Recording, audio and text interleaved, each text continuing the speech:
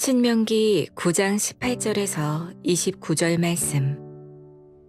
그리고 내가 전과 같이 40주 40야를 여호와 앞에 엎드려서 떡도 먹지 아니하고 물도 마시지 아니하였으니 이는 너희가 여호와의 목전에 악을 행하여 그를 경노하게 하여 크게 죄를 지었음이라.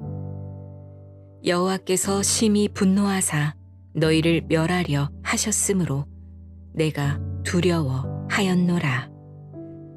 그러나 여호와께서 그때에도 내 말을 들으셨고 여호와께서 또 아론에게 진노하사 그를 멸하려 하셨으므로 내가 그때에도 아론을 위하여 기도하고 너희의 죄 곧 너희가 만든 송아지를 가져다가 불살라 찢고 티끌같이 가늘게 갈아 그 가루를 산에서 흘러내리는 시내에 뿌렸느니라. 너희가 다베라와 마사와 기브롯 핫다와에서도 여호와를 경노하게 하였느니라. 여호와께서 너희를 가데스 바네아에서 떠나게 하실 때에 이르시기를 너희는 올라가서 내가 너희에게 준 땅을 차지하라 하시되 너희가 너희의 하나님 여호와의 명령을 거역하여 믿지 아니하고 그 말씀을 듣지 아니하였나니 내가 너희를 알던 날부터 너희가 항상 여호와를 거역하여 왔느니라.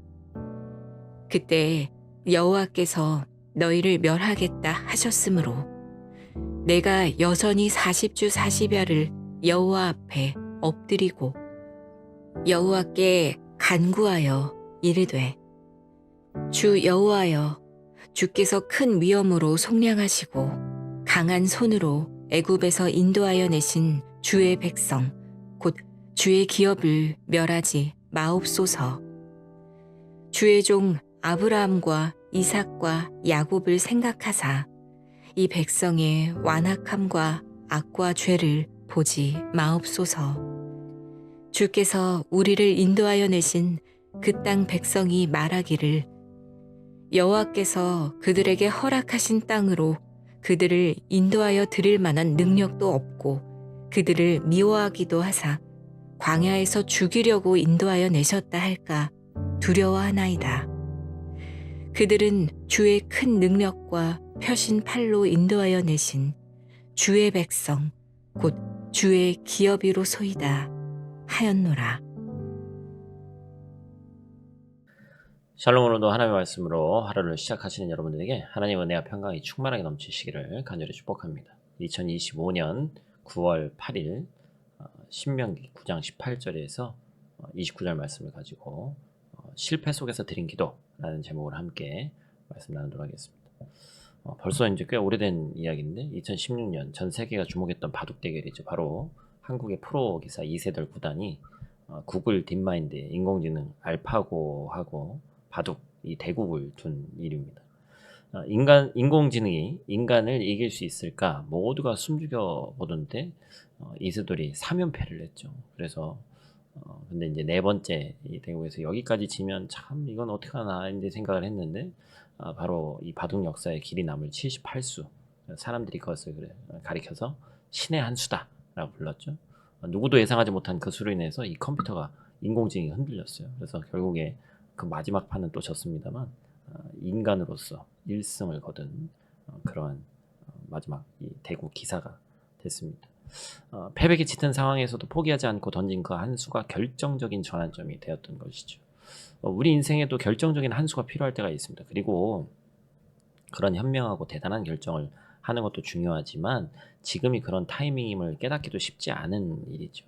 우리는 일상 속에서 신의 한 수가 필요할 때가 얼마나 많이 있습니까? 어쩌면 매 순간이 그 하나님의 지혜가 필요한 순간이죠. 우리 인생에도 그런 결정적인 한 수가 필요합니다. 하지만 우리의 지혜와 결단만으로는 그런 수를 찾아낼 수가 없습니다. 성경은 진정한 이 신의 한 수가 뭐냐라고 얘기를 하고 있습니까? 바로 하나님께 드리는 기도다라고 얘기하고 있어요. 실패와 무너짐의 순간에도 모세는 기도로 이스라엘을 살려냈습니다. 오늘 본문은 기도가 어떻게 우리의 삶을 뒤바꾸는 한 수가 되는지를 보여주는 것인데 크게 세 가지로 우리가 함께 보도록 하겠습니다. 오늘 본 말씀 통해서 우리가 첫 번째로 기억해야 될 것은 반복되는 실패를 경계해야 한다라는 것입니다. 모세는 오늘 본문에서 단지 한 번의 사건만을 다루지 않습니다.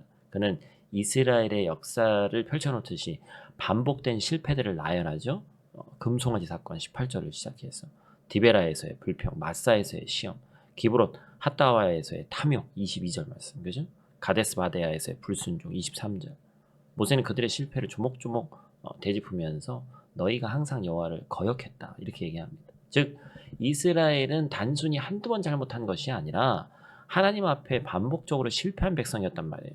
문제는 그 실패가 누적돼서 결국 하나님께서 나를 막지 말아라, 내가 그들을 멸하겠다라고 하는 오늘 이전에 어제 말씀인데 그 진노의 이 절정의 하나님을 일으켰다는 사실이죠. 죄가 쌓이고 쌓여서 하나님이 도저히 더는 참으실 수 없는 지점까지 간 거예요. 바로 그때 뭐가 시작되는 거예요? 모세의 기도가 시작이 됩니다. 18절 말씀이죠. 같이 읽겠습니다. 그리고 내가 전과 같이 40주 40야를 여호와 앞에 엎드려서 떡도 먹지 아니하고 물도 마시지 아니하였으니 이는 너희가 여호와의 목전에 악을 행하여 그를 경노하게 하여 크게 죄를 지었습니다. 아멘.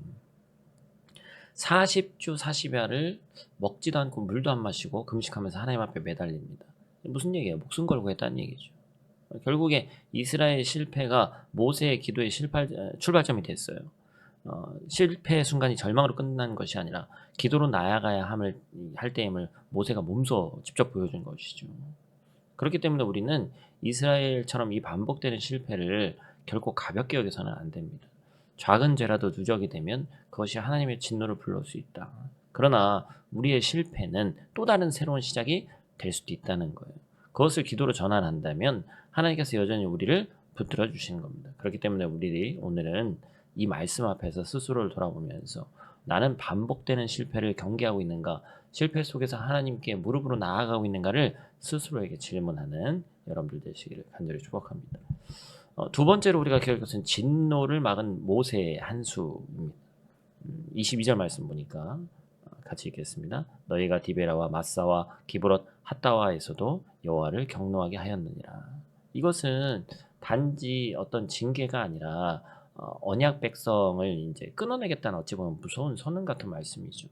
하나님께서는 더 이상 경노했기 때문에 이제 그 죄악이 극에 달해서 너희를 바라보는 내 마음도 극에 달했다는 거예요. 이때 바로 둔 모세의 그 신의 한수가 바로 뭐였어요? 그게 바로 기도였다는 겁니다.